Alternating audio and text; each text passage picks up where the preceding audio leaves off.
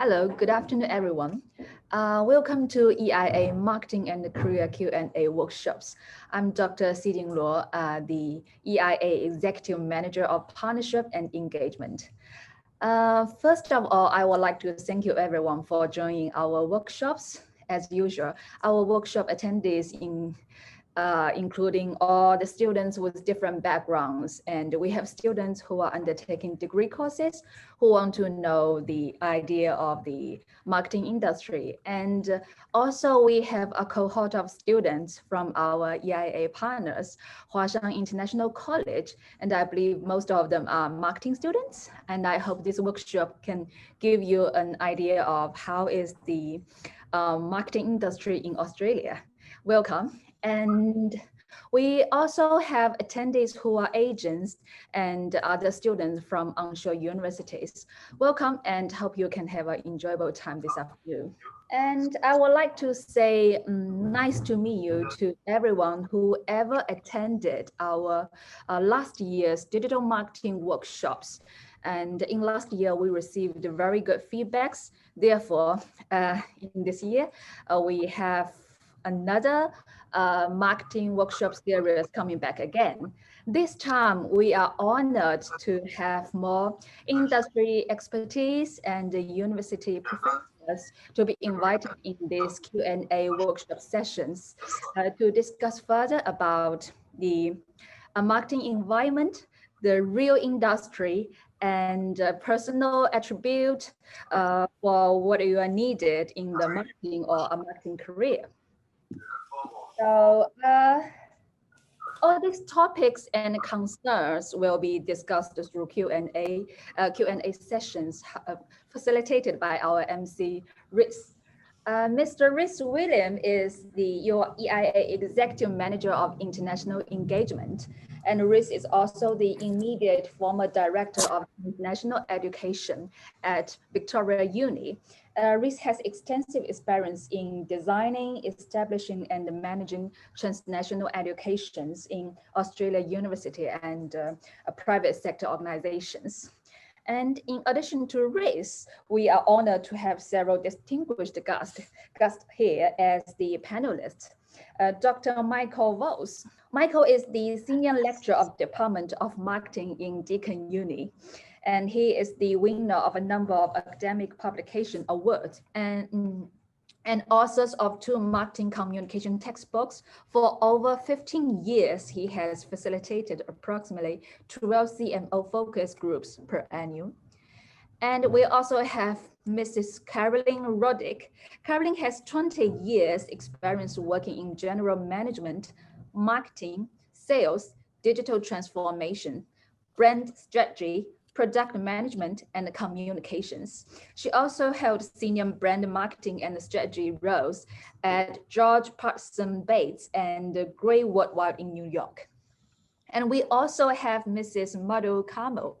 Madhu has over 11 years of experience in strategic marketing, branding, and client experience management across broad industry sectors such as legal, IT, and engineering. She is also a guest lecturer at Deakin University, industry mentor at RMIT University, and an instructor at General Assembly.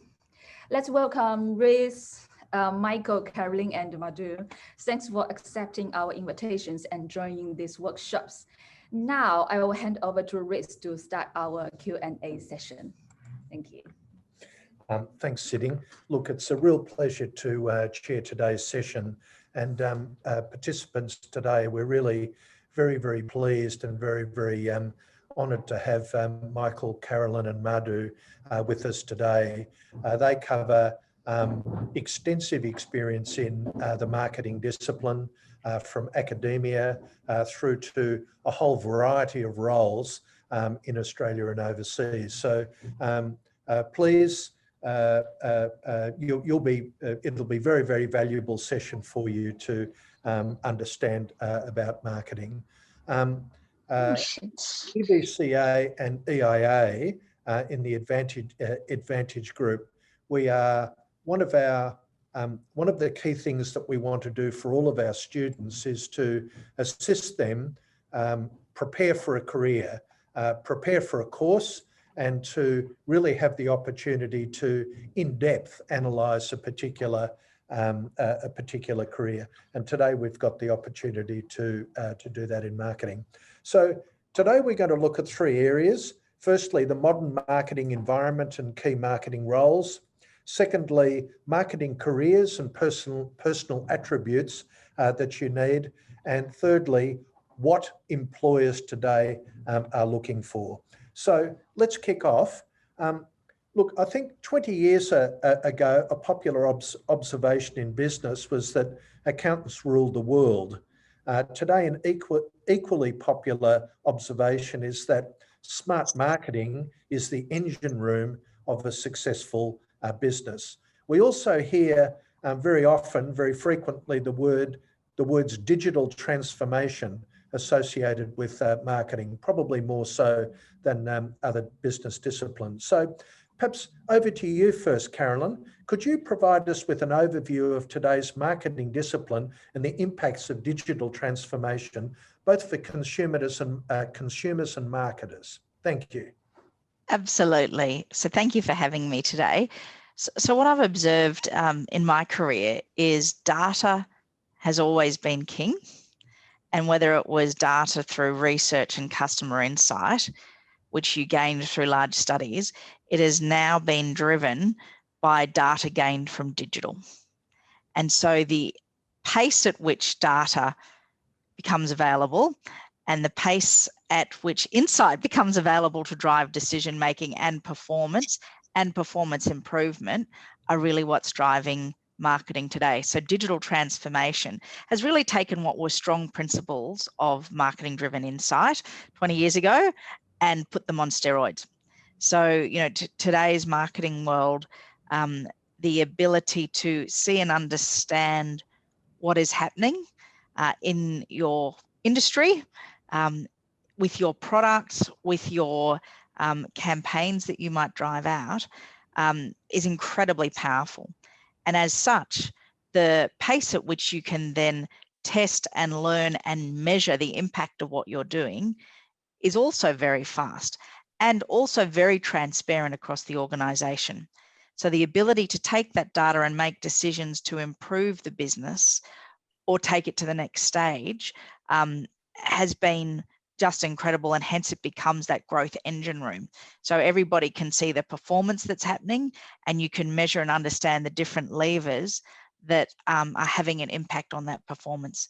So it's incredibly different to where we made some informed decisions and it might take you 5-6 months, maybe a year to understand the impact of changes that you've made.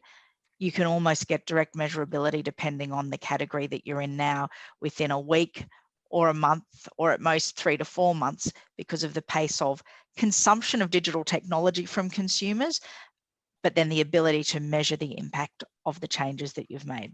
So that's where I see that marketing has evolved its principles and its ability to really make a very fast and quick impact on a business. Thank you, Caroline. So digital transformation is really revolutionising the marketing discipline, I guess. Madhu, I might ask you to say a few words now. Given the digital transformation, what sorts of technical operational and strategic roles are now emerging? And what sectors of marketing are stronger adapters or taker-uppers, if I can use that word, of digital transformation? Yeah, sure. Hi, everybody. Thank you for having me. Just as you and Caroline noted, marketing field the landscape of marketing field has greatly advanced and evolved, especially with, I guess, the entrance of digital transformation. So we are finding that the marketing role, and it always has been the case, but even more so now, marketing role has become multidimensional. And for each kinds of marketing, there is a business side, there is an analytical side, and there is a creative side. But most importantly, there is a digital side now, which you cannot avoid. So we've retained some of our traditional marketing roles, but we're seeing that there are so many new digitally focused marketing roles that have come into play. we have roles like brand manager roles who are responsible for, looking after a brand and perceptions around a product and an organization. But we now also have dedicated campaign managers who have responsibility of a particular brand or a particular line of service or a particular product within, an organization. And they may be given a budget and they're allocated different marketing channels. And it's their job to run effective campaigns and get the highest possible returns on budget for that. We've always had communication roles, which is greatly, I guess, writing focused. But now it also includes creation of media for, social media posts, images, animations, and, videos, because now customers and consumers are looking for, I guess, new ways to gather information. So we have to find those new innovative ways to give that information. We also have the roles of, digital marketing managers who focus on, either advertising or social media, website design, search engine optimization, those sort of stuff. But a couple of new things that have come, and I guess new roles that have come into play. And some companies have always had these roles, but now we are seeing more and more focus on these roles are client experience managers, sometimes called customer success managers. There's a lot of focus on how do we retain customers now. So looking at different data points for customers, how can we, improve, I guess, customer loyalty to the brand, increase lifetime spending from a particular customer? How do we gain endorsement from customers? So there's a lot of focus on customer experience and managing a particular customer. So we have a variety of roles within that sphere. And another, I guess, a focus that's come into play is market researchers and market analysts. Just as Caroline mentioned, data is king. So now we need these market researchers to gather insights from different consumer markets, look at how products are perceived, look at different effectiveness of, I guess, the different types of marketing we are doing, and using different technology tools and, consumer data to make sure that we are analyzing those surveys, we're analyzing those data that we have and those focus groups and all of that stuff.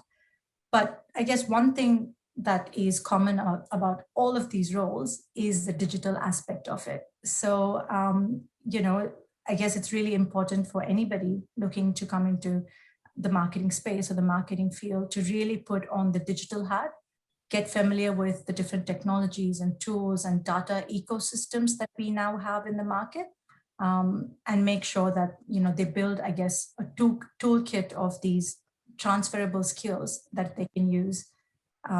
Because digital, is the way forward. Many industries have been taken up by storm because of the digital transformation, automotive industry, electricity, energy, healthcare. But it's not just restricted to those industries. Every industry now is looking at digital transformation. So really upping your, I guess, digital skills is really key across all of these different roles we have now. Thanks, Madhu. So marketers today, in summary, really need a toolkit or a tool bag of traditional marketing attributes and skills, but also understand how digital technologies influences and impacts. Look, thanks, Madhu. That's brilliant. Let's now move on to marketing careers and personal attributes of marketers. Michael, I know that you conducted a breakfast focus group last week with a number of marketing executives, and it included Caroline and Madhu. You discussed the key personal attributes for a successful marketing career. Can you highlight some of these? What are some of the key marketing attributes that students and people looking at marketing need to be aware of and need to build? Thanks, Reese. I suggest for some of the students to play this back a couple of times to hear what Caroline and Madhu said, because they really covered a lot of material. And I think if you just listen, you won't absorb it all. There were so many great ideas there. I'd suggest playing it back and taking a lot of notes. We had a session with a bunch of marketers, and we were trying to compare marketing to other careers. And the key things we thought about were, compared to chief financial officers and others, would be, we see them as more comfortable with uncertainty, maybe more accepting of risks, probably more confident, because you have to be confident to take risks, where other roles, head of production, head of human resource, chief financial officer, there's not as much risk in the role. So marketers really have to look at the future, predict the product demand, get the organisation to deliver it. So the key things were the marketer to have a big picture view, a holistic sense of how the whole company fits into an environment, curious about people, understanding why customers want purple on their chocolate or why they want this sort of sound system in a new Mazda. So curious about human nature. So people-oriented, a big picture, seeing a big picture, not a narrow detail level, comfortable to be uncertain, accepting of risks and confident. And a common complaint from employers like Caroline and Madhu is that often you guys as students don't have the financial competence and you just do the advertising stuff, the strategy stuff, but you don't focus enough on understanding profit margins and financial return on things. So employers have always been saying marketers lack that, the young ones that come through uni. And secondly, they often say that they want a self-starter, someone that can work without a lot of direction. You don't have to watch them every 30 minutes. So self-starters that are motivated, that check in with you occasionally but don't need you to hold their hand, and better financial competence. And the final thing I'll just say was, I'll come back to something else later, was if you're looking at what part of marketing to go into, I have about 5 questions to ask yourself. So if this is too fast, play this back. Was, what are your hobbies and passions? Could determine your industry. Question 1, like, do you like beauty products? Do you like cars? Do you like financial services? So what are your hobbies and passions?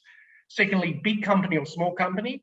Big company gives you more chance to specialise and more different jobs to try. Small company, you get to learn everything. And typically a small company wants you to come with skills. Big company can take someone without the skills and train them up over time. Small companies need everyone to be productive immediately. Do you want to be like Caroline did? She worked for an agency for many years, various advertising agencies, or do you want to work for the client? So she was at Latitude Finance and Seek. They're called clients, and agencies are like Grey Advertising and the other agencies. So you're a client person or an agency person. Do you want to lead people or just specialise in a part of marketing?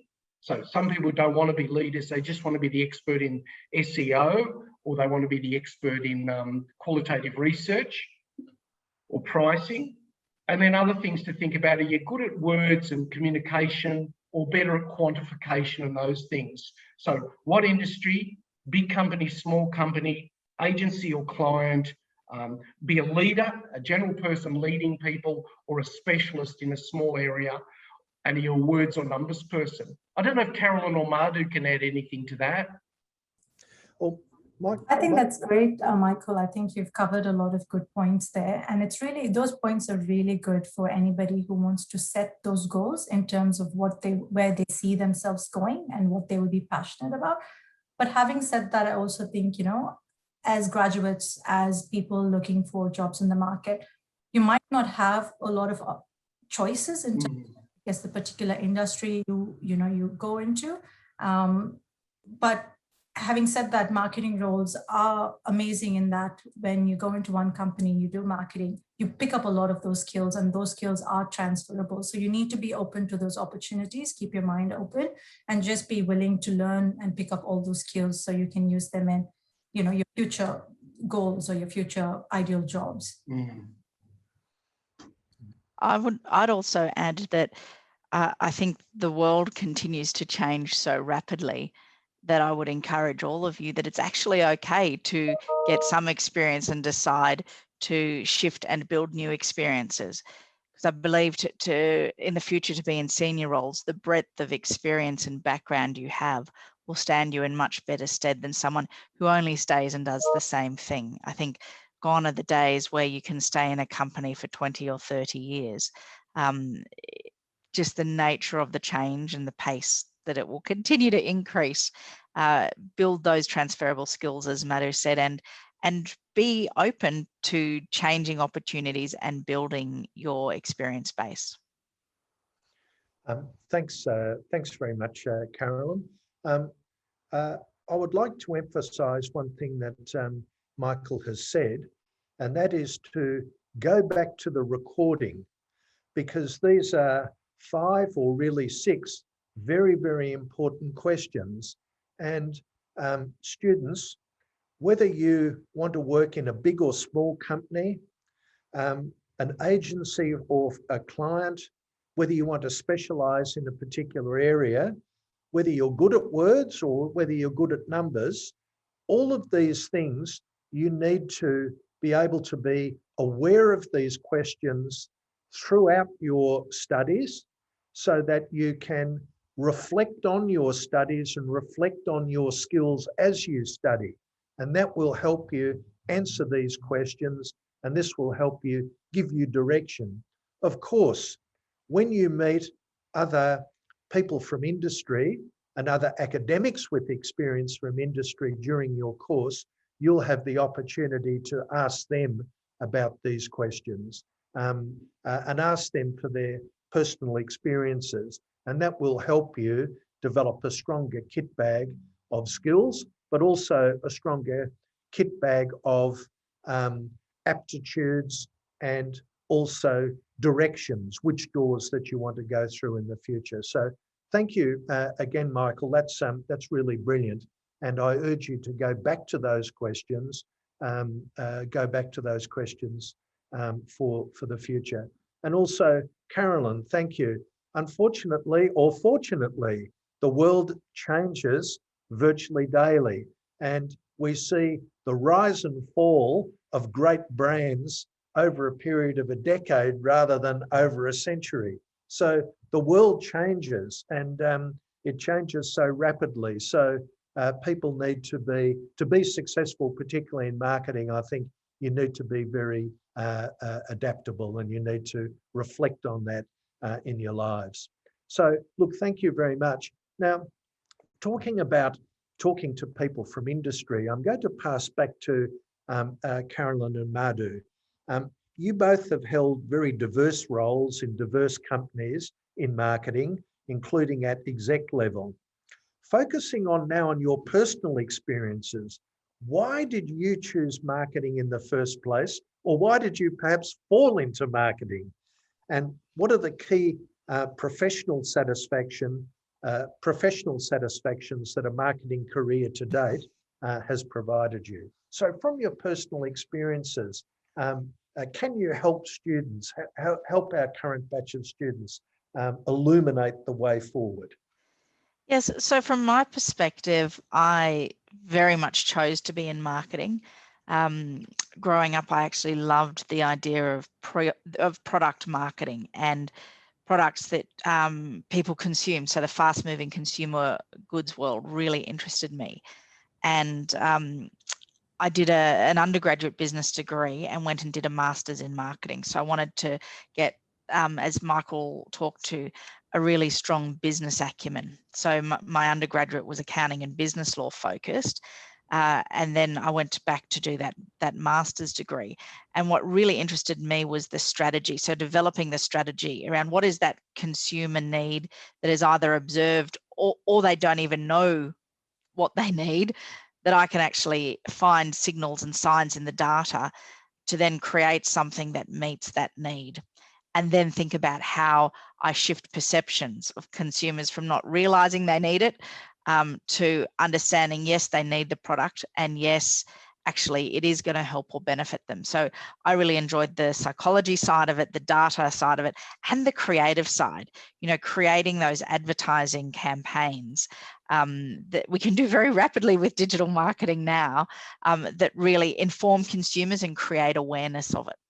I love the fact that it's part art and it's part science, that there is a commercial side that you need in the role to be good with the planning and the understanding of performance. And for me, I love delivering an outcome. So seeing something that wasn't there, it's now on shelf, there's a campaign and it's selling, and I've created created an impact for consumers and for a business. So that I find really rewarding. And I have very much taken a career path that's taken me across categories because that keeps me interested.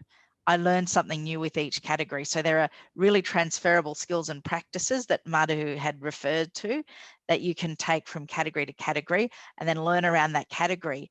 And what you bring is insight from the way a different category operates, where someone that stays in the same business in the same industry, they become blind to their own category because they're not bringing things from the outside world. So for me, I'm really lucky. I love what I do. I enjoy the multifaceted, so that's, I guess, the lots of different dimensions of it. And, you know, my children often ask me whether I love my work, and I can quite genuinely say I love waking up in the morning and tackling the different types of challenges I get to do in the role that and profession that I've chosen. Marvelous. Thank you, Caroline. And I'm glad it still, after all of these years, gets you out of bed in the morning. That's marvelous to hear. Madhu, what led you to marketing? Yeah. What sort of professional satisfactions do you get? Yeah.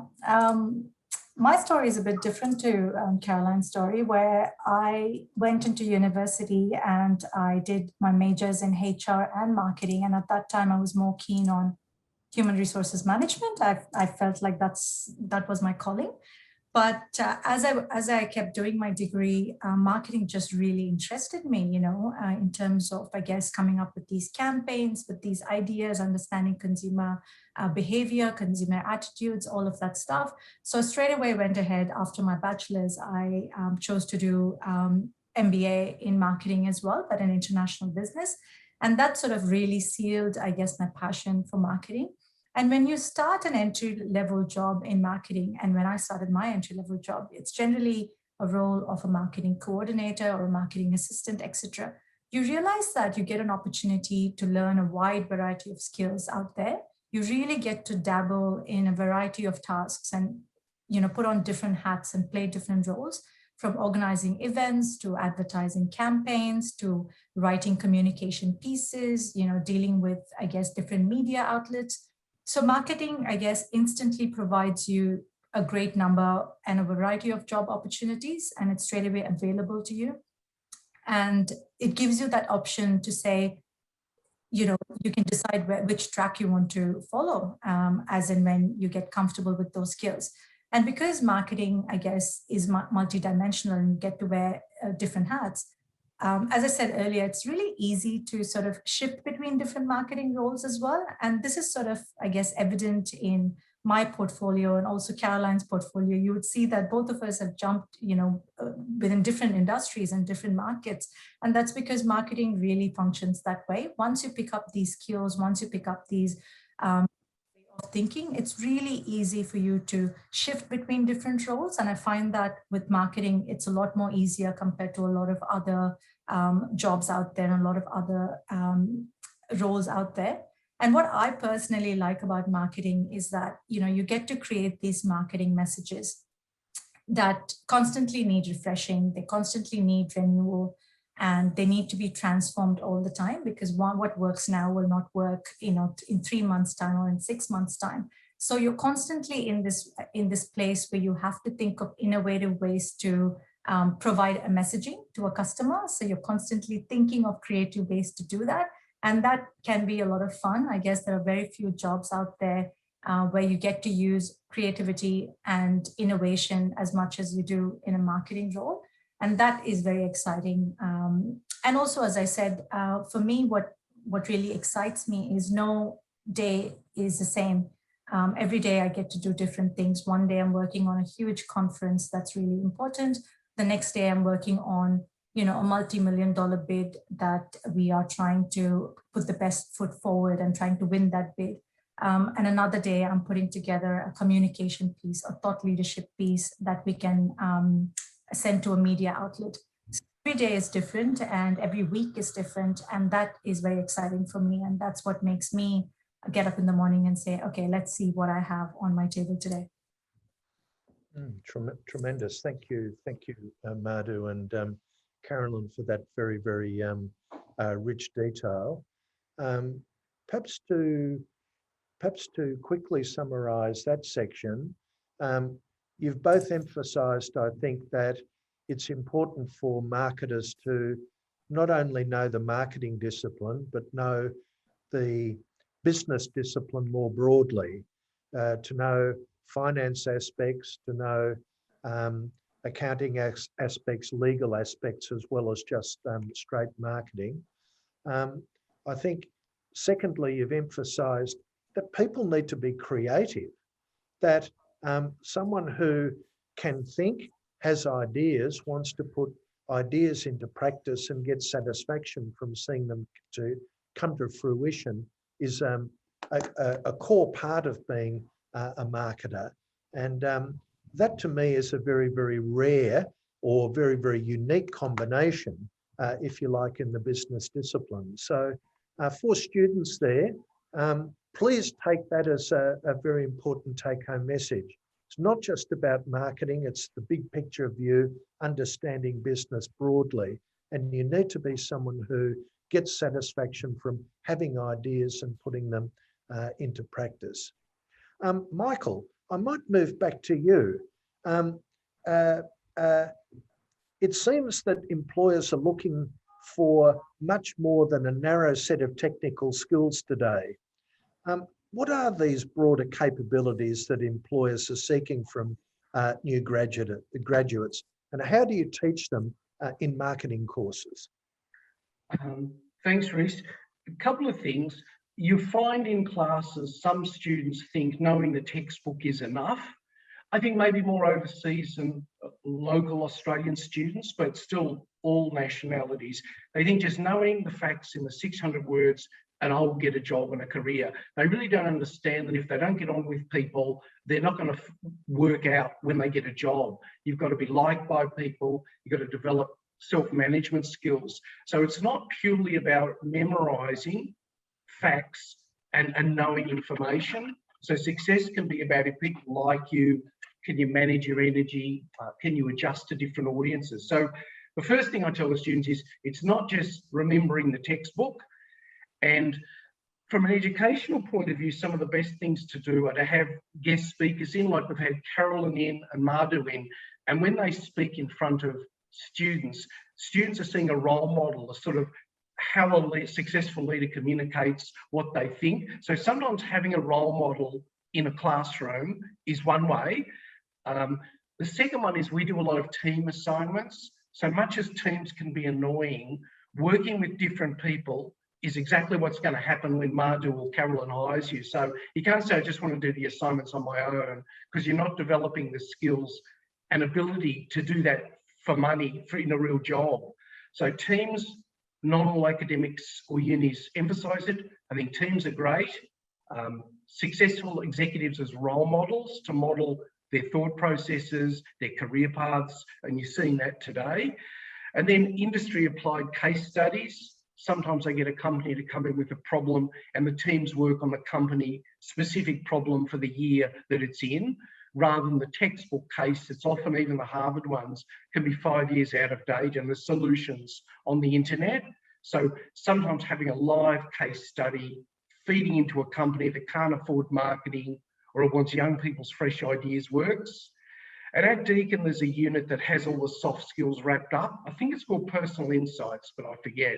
So some unis have a unit specifically about the soft skills. And I think that's mainly it, Rhys. So the challenges. Oh, the only other thing is often we don't have the soft skills in the marketing units because the argument is we as marketing experts aren't really great at assessing or teaching soft skills. That's more the HR and management parts of the university. So often we don't assess or deliver a lot of soft skills in marketing units. We want the student to supplement the technical knowledge elsewhere, but we like to drum it into them and attempt to link to soft skills, like Madhu comes in as a guest speaker, et cetera, et cetera. Maybe just on this is probably appropriate. Madhu and I and one of the students did an online poll of soft skills of the Deakin MBAs, and we're predominantly overseas students, 80% Chinese and Indian. and then some locals. So we said to the students, here are 15 skills. What do you think you need? And we'll send this to Reese and Sitting to post on the website. Was critical analysis. I won't explain each skill now. Listen, you have to look them up, students. Critical analysis, digital capabilities. Third was communication skills. Fourth was adaptability, as Caroline talked about. And the fifth, sixth, and seventh were equal. It was a growth mindset, the ability to change from a rigid thinker to a flexible person, which Caroline's suggesting is important for the workplace of the future. Survival skills, I'm not sure what we meant by that, but maybe Madhu remembers. And being comfortable with ambiguity and uncertainty. And that's what Caroline's saying, the future's unknown. We can't just go on today's facts. So critical analysis, digital capabilities, communication, oral and written, adaptability, having a growth mindset, survival skills, and comfort with ambiguity. And the next ones were curiosity and self-direction out of about 15 skills. So you're going to have to play that back, students. Thank you, Michael. That's a very, very big bag of skills, but well, perhaps some of these aren't skills. Perhaps some of these are aptitudes, really aptitudes, in addition perhaps to being skills. Now, this work that you've done, you're really saying that these are very important skills or aptitudes that a student needs, in addition to knowing the textbook, and in addition to knowing the specific marketing discipline skills. What's your advice to students during a course to try and build these skills and aptitudes which might not be in the textbook? Ooh, gee, that's a good one. What we're going to do, Madhu and I, and one of our students, is try to find a few little resources for each of these and send them to our students, and we'll send them to Sitting for you guys as well. So we might have a few little YouTube videos on each of them, or maybe an article and a video, something like that. But one of my students once said she struggled a bit to concentrate. So she deliberately went to shopping malls that were noisy and tried to read the textbook there. So she was aware of a skill she didn't have and put herself outside her comfort zone to get it. So the first thing for the students listening is, firstly, to know what are important, and then to think, do I have them? So you might need to ask your teachers and your friends or your family, and then to set out, how do people on the internet say you get them, and then to stick to practice and not just say they're important and not stick to a pattern. So put in some hard work. So it's firstly, what are the skills? Do I have them? And then how do I make them become part of me? How do I reinforce it?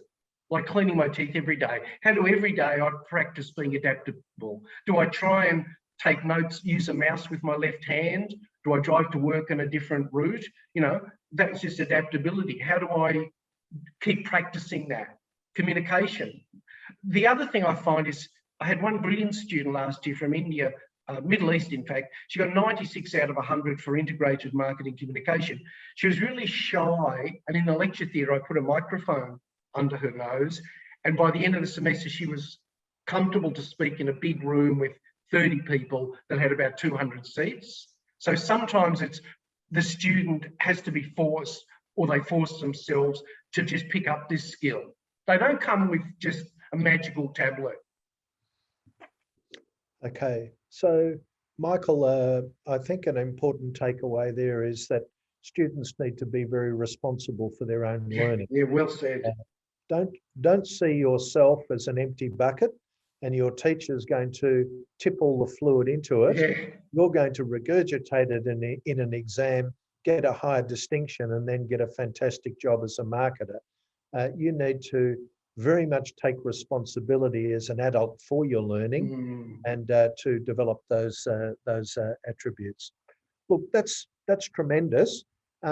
We've now got, just before we move over to general questions from our audience, Caroline, Michael and Madhu, I'm going to ask you to add anything that you've missed. Is there something you'd like to say that you've missed that's important?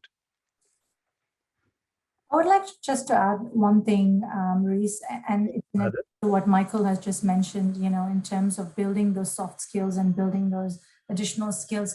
There are a lot of resources out there digitally, online, and all students have to do is just analyze the gaps that they have in terms of where they think they need improvement, and put some time, every week or every month, allocate some time towards building those skills.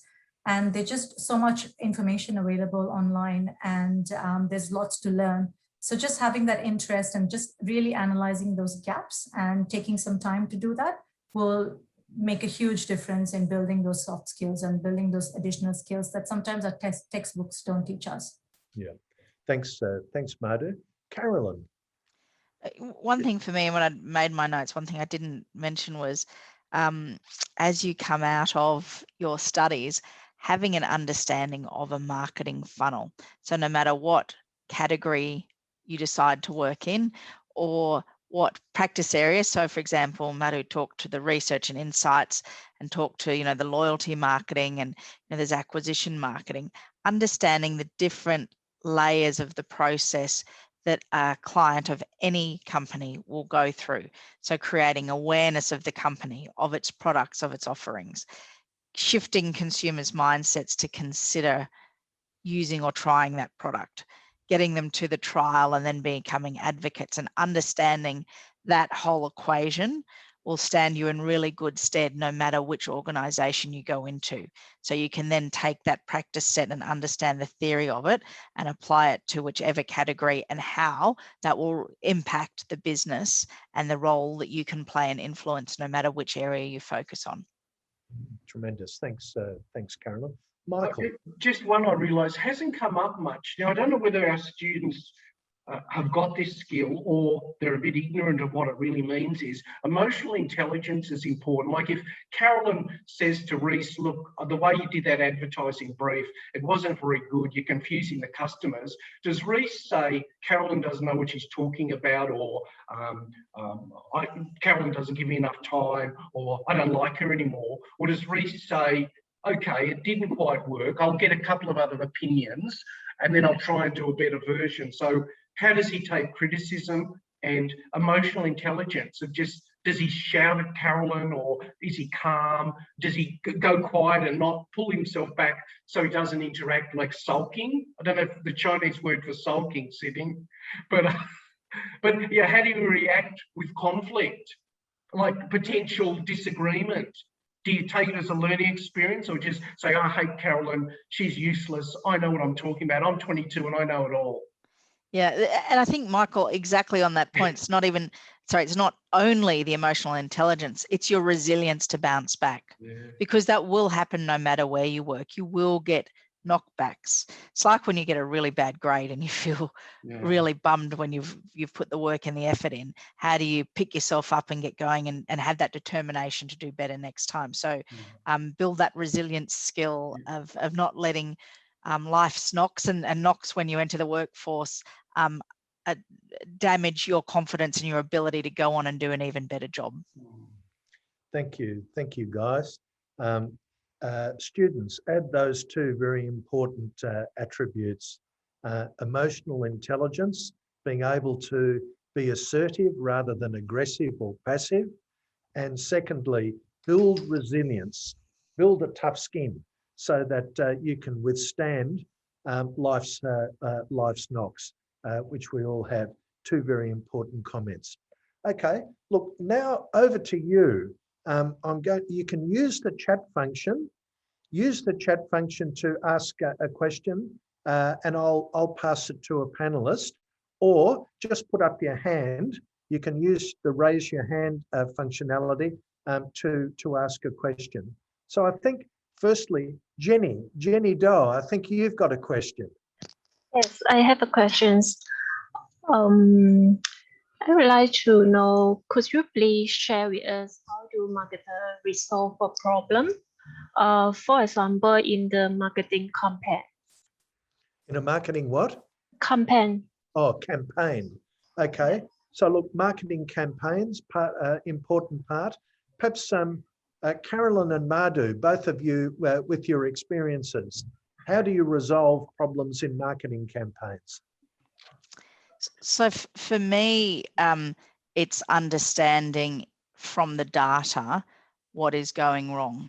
Okay. And so usually you can see quite quickly if it's a spend or a messaging level. So there's a lot of testing that we might do before we release a campaign that will indicate whether consumers will get the message. Will it cut through in a cluttered environment?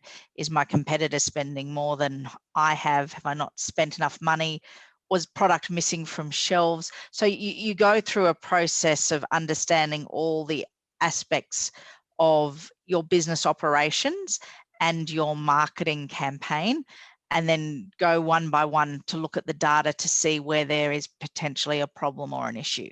And, you know, when I think about the first time I started in my last organization, which was a financial company, we launched a new campaign and we had really strong messaging. It was the strongest we had ever tested in market from our consumers' point of view.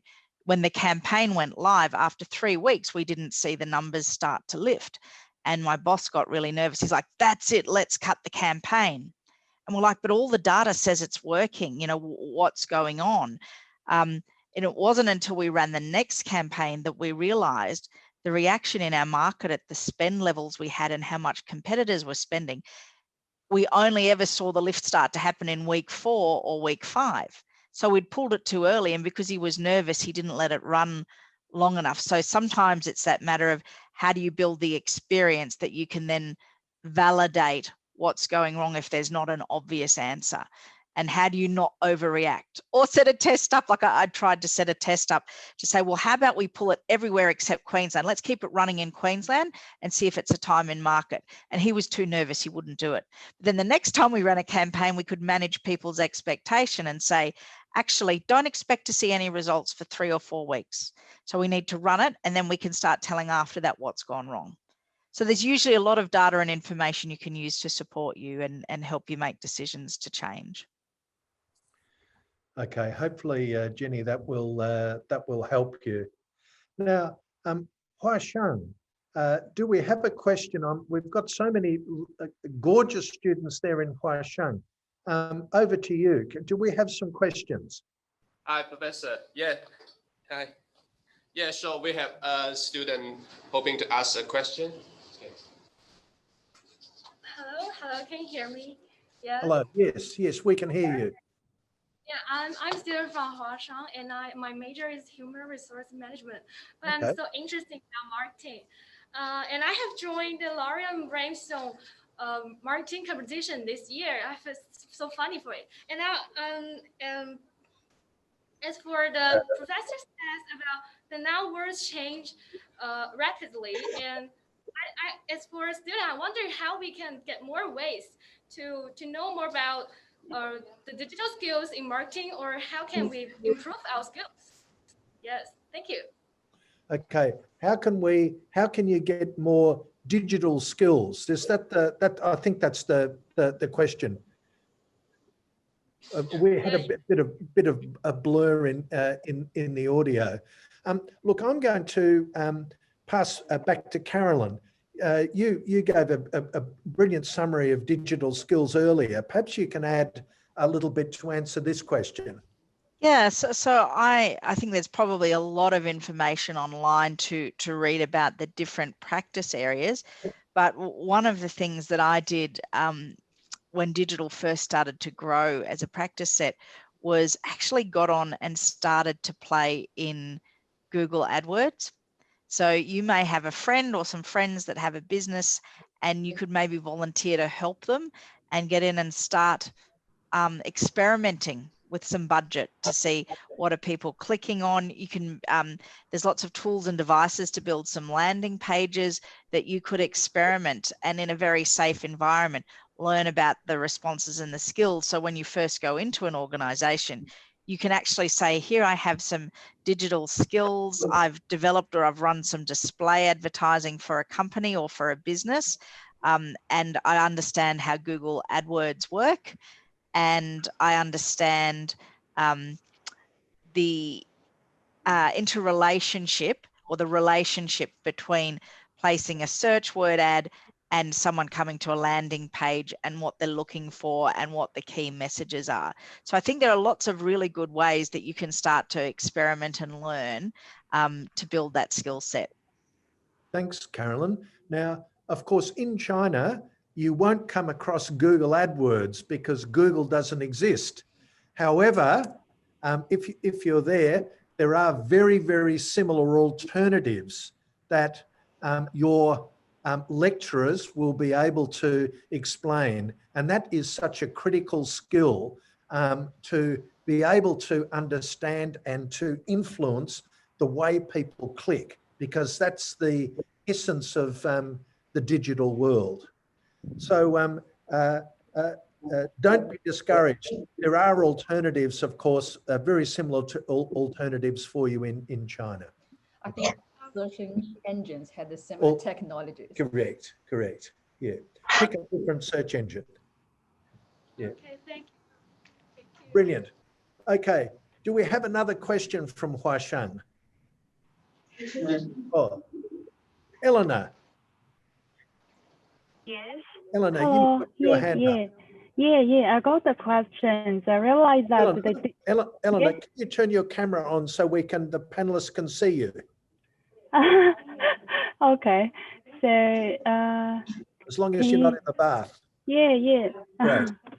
Okay. So I realized that the digital marketing is also become more and more popular, and also the competition has also become increasingly fierce. So my question is, what is the most serious challenge for the digital marketers for today? So it's my question. A good question. Yeah. Madhu, would you like to take that one on? Yep, sure. So just to understand, the question is, what are the challenges we are facing in the digital space? Because particularly for the digital marketers. Yes, yeah.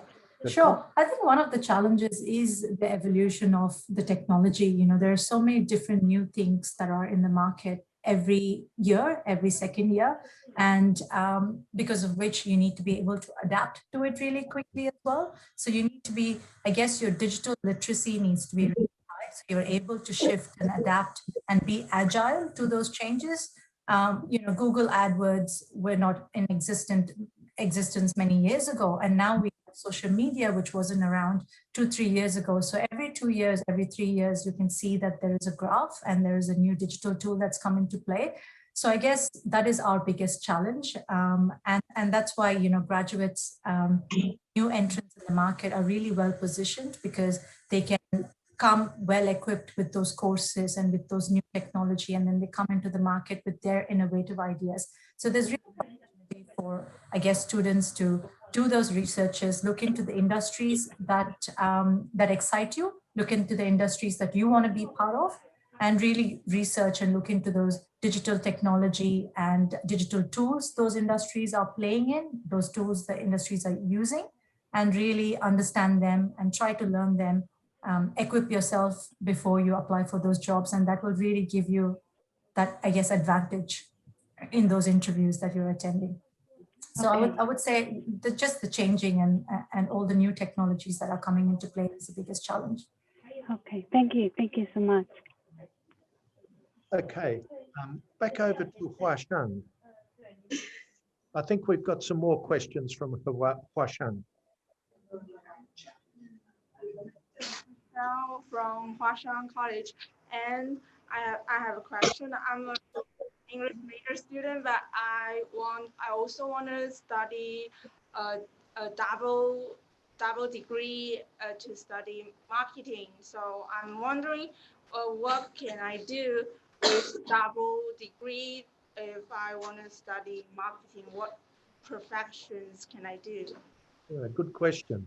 I might pass that one to you, Mike.